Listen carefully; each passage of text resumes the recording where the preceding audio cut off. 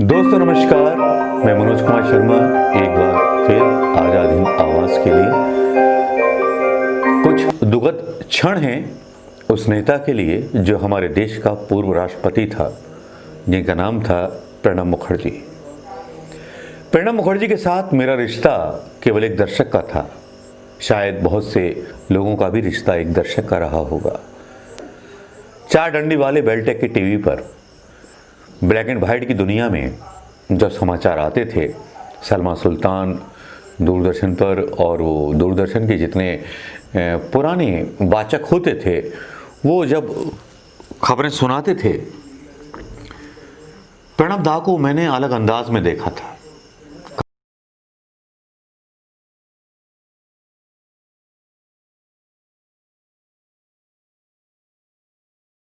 दोस्तों, अगर ये वीडियो मैंने बिना इस जानकारी के लिए डाल दिया होता प्रणब दा के बारे में कि उनके बारे में क्या लोग सोचते हैं, तो शायद ये अधूरा रह जाता। यहाँ जिक्र करना चाहूँगा राजा दिग्विजय सिंह का। जी हाँ, दिग्गी राजा का, जिनको बहुत कंट्रोवर्शियल बना दिया गया। 23 पता नहीं कौन कौन थे, नाम नहीं लूँगा किसी का। वो अपने ट्वीट में 3 संवेदनशील ट्वीट करते हैं। 3 संवेदनशील ट्वीट होते हैं राजा साहब के, जिसमें वो बोलते हैं, प्रणब दा नहीं रहे। अस्पताल में भर्ती होने के 1 सप्ताह पूर्व मुझे उनसे मिलने का सौभाग्य मिला था। प्रसन्नचित्त थे। लगभग 1 घंटे तक चर्चा करते रहे। उनकी स्मरण शक्ति अद्वितीय थी। वर्षों पुरानी घटनाओं के क्रमों को हम याद करते रहे। 50 वर्ष से अधिक उनका उल्लेखनीय संसदीय अनुभव था। जो शब्द राजा दिग्विजय सिंह जी ने बोले, उनको याद रखिएगा। उसके बाद दूसरा ट्वीट आता है उनका। वो प्रतिदिन अपनी डायरी लिखते थे, अपने जीवन के संस्मरण और उनकी जीवनी में लिखे थे कि जिसका आखिरी संस्मरण वे लिख रहे थे। भारत के इतिहास में उनका नाम सदैव स्वर्णाक्षरों में लिखा जाएगा। उन्हें सादर नमन, सादर श्रद्धांजलि। इसी बीच जिक्र हो जाता है देवराहा बाबा का। जो देवराहा बाबा का जिक्र शायद इंदिरा गांधी से लेकर के पहुंच जाता है राजीव गांधी तक।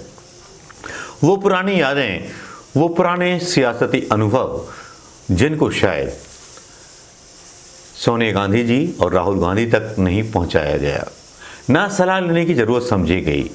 यहाँ प्रणब दा की मौत पर कोई सियासत नहीं होगी, लेकिन राजा दिग्विजय सिंह के जो ट्वीट आए वो मर्माहत हैं बहुत बुरी तरह से। कोशिश करता हूं कि उनसे बात हो पाए, वो क्या कहना चाहेंगे। दिग्विजय सिंह साहब से हमें संपर्क करने का मौका नहीं मिल पाया। उनको कॉल की, लेकिन शायद वो बिजी होंगे, उनसे बात नहीं हो पाएंगी। लेकिन जब भी बात होंगी, उनका लाइव इंटरव्यू हम आपको दिखाएंगे। लेकिन भैया वीडियो वाला नहीं, आवाज़ वाला वही दिखा सकते हैं, क्योंकि वो भी हमसे दूर हैं, हम भी उनसे दूर हैं। लेकिन राजा दिग्विजय सिंह ने आज कई तरह से मरमाहत कर दिया है कांग्रेस को, याद दिला दी है कुर्बानियाँ उन कांग्रेसियों की, जिन कांग्रेसियों ने आज तक, इस उम्र तक कांग्रेस के लिए कुर्बानियाँ दी हैं। और दिग्गी राजा इसके सबसे बड़े उदाहरण हैं। प्रणब मुखर्जी पर जिस तरह से उनके ट्वीट्स आए, जो सब कुछ है, वो वाकई में सोचने लायक हैं और सोचने पर विवश कर देते हैं। दोस्तों, प्रणब दा को श्रद्धांजलि देना मत भूलिएगा। दोस्तों नमस्कार, मैं मनोज कुमार शर्मा एक बार फिर आज़ाद हिंद आवाज़ के लिए कुछ दुखद क्षण हैं उस नेता के लिए जो हमारे देश का पूर्व राष्ट्रपति था, जिनका नाम था प्रणब मुखर्जी। प्रणब मुखर्जी के साथ मेरा रिश्ता केवल एक दर्शक का था। शायद बहुत से लोगों का भी रिश्ता एक दर्शक का रहा होगा। चार डंडी वाले बेलटेक के टीवी पर ब्लैक एंड वाइट की दुनिया में जब समाचार आते थे, सलमा सुल्तान दूरदर्शन पर और वो दूरदर्शन के जितने पुराने वाचक होते थे, वो जब खबरें सुनाते थे, प्रणब दा को मैंने अलग अंदाज में देखा था। काले बाल, एक आक्रामक नेता। इंदिरा गांधी जी के साथ देखा, राजीव गांधी जी के साथ देखा, बंगाल की राजनीति पर उनकी पकड़ को देखा, कांग्रेस में उनकी पकड़ को देखा। लोगों ने कोशिश की गांधी परिवार और उनके बीच मतभेद पैदा कराने की, लेकिन वो शायद कामयाब नहीं हो पाए।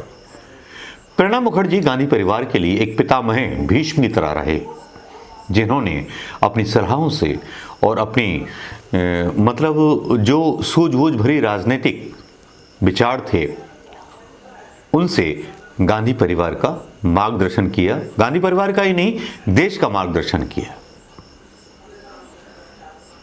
उनको जवानी से देखा और आज जब वो चले गए तो अमित शाह के ऊपर सारी कुछ आ रहे थे कि वो कोविड से आ गए, ये आ गए, वो आ गए। ये इतनी निर्दयी सरकार थी प्रधानमंत्री मोदी जी की, जो प्रणब मुखर्जी के बारे में 2 शब्द तक अभी तक नहीं कह पाई है। शाम के 7:30 बज चुके हैं। प्रणब दा का जाना कांग्रेस के लिए सबसे बड़ी हानि है।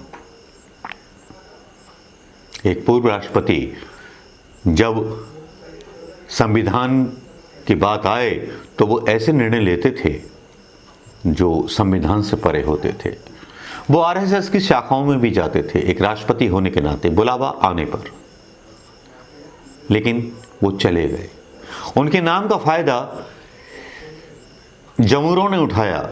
जमूरे कौन है आप जानते हैं, उनका नाम लेने की मुझे जरूरत यहां नहीं है, ना मैं यहां राजनीति करना चाहता हूं।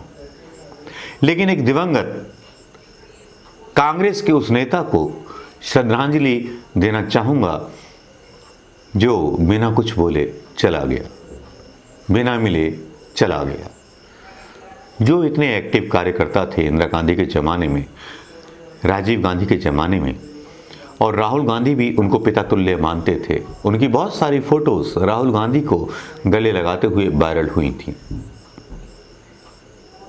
कहाँ गए वो लोग? एक राजनीति का दौर खत्म होता जा रहा है। वो राजनीति चली जा रही है जो मर्यादापूर्ण राजनीति कही जाती थी। आज की डेट में ऐसी राजनीति आ गई है जो मर्यादापूर्ण नहीं है, अमर्यादापूर्ण है। क्या प्रणब मुखर्जी अपनी मर्यादाओं के लिए याद रखे जाएंगे, या कांग्रेस की वो परिपाटी प्रणब मुखर्जी के साथ विदा हो गई जिस परिपाटी पर कांग्रेसी यकीन रखते थे? उस परिपाटी पर यकीन रखते थे कि इंदिरा गांधी के साथ काम करने वाले नेता राजीव गांधी जैसे यंग लीडर के साथ काम कर सकते थे, लेकिन अब उनको राहुल गांधी के साथ काम करने में डर लगता है। क्यों डर लगता है? किससे डर लगता है? क्या राजीव गांधी भ्रष्टाचारी थे उनके साथ, या वो भ्रष्टाचारी बनाना चाहते हैं राहुल गांधी को? सवाल बहुत सारे उठाते हैं। लेकिन ये संध्या है श्रद्धांजलि देने की प्रणब दा को, जिनको प्रधानमंत्री मोदी जी प्रधानमंत्री का हकदार बता चुके हैं कांग्रेस की तरफ से, भले ही उन्होंने उनका राष्ट्रपति शासनकाल ना बढ़ाया हो। चलिए ये चीज़ें बहुत क्लियर हो जाती हैं, लेकिन प्रणब दा को हमारी तरफ से एक संदेश है, कांग्रेस परिवार की तरफ से, कांग्रेस समर्थकों की तरफ से, कांग्रेस के वोटरों की तरफ से, भगवान उनकी आत्मा को शांति प्रदान करे। नमस्कार दोस्तों, जय हिंद।